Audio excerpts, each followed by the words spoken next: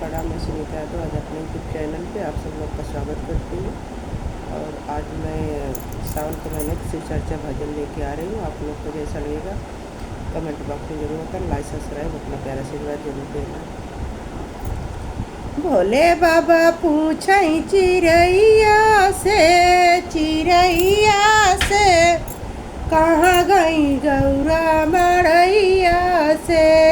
भोले बाबा पूछई चिरैया से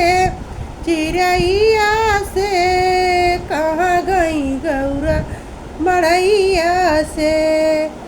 ब्रह्मा से पूछे विष्णु से पूछे, ब्रह्मा से पूछे विष्णु से पूछे लक्ष्मी मैया से कहाँ गई गौरा मड़ैया से, कहाँ गई गौरा मड़ैया से। भोले बाबा पूछई चिरैया से कहाँ गई गौरा मड़ैया से, कहाँ गई गौरा मड़ैया से।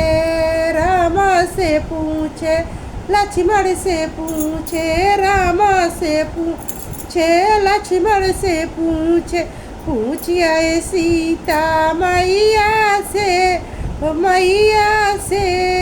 कहाँ गई गौरा मड़ैया से, कहाँ गई गौरा मड़ैया से। भोले बाबा पूछई चिरैया से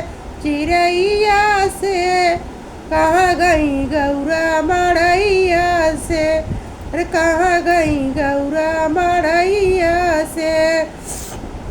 कृष्ण से पूछे दाऊ से पूछे, कृष्ण से पूछे दाऊ से पूछिए राधा मैया से कहाँ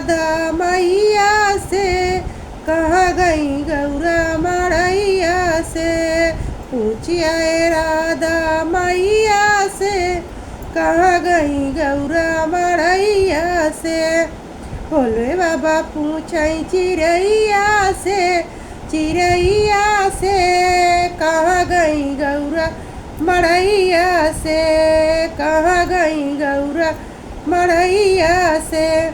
गंगा से पूछे जमुना से पूछे, गंगा से पूछे जमुना से पूछे सरयू मैया से, ओ मैया से कहाँ गई गौरा मड़ैया से। पूछिए सरयू मैया से कहाँ गई गौरा मड़ैया से। भोले बाबा पूछई चिरैया से कहाँ गई गौरा मड़ैया से, कहाँ गई गौरा मड़ैया से।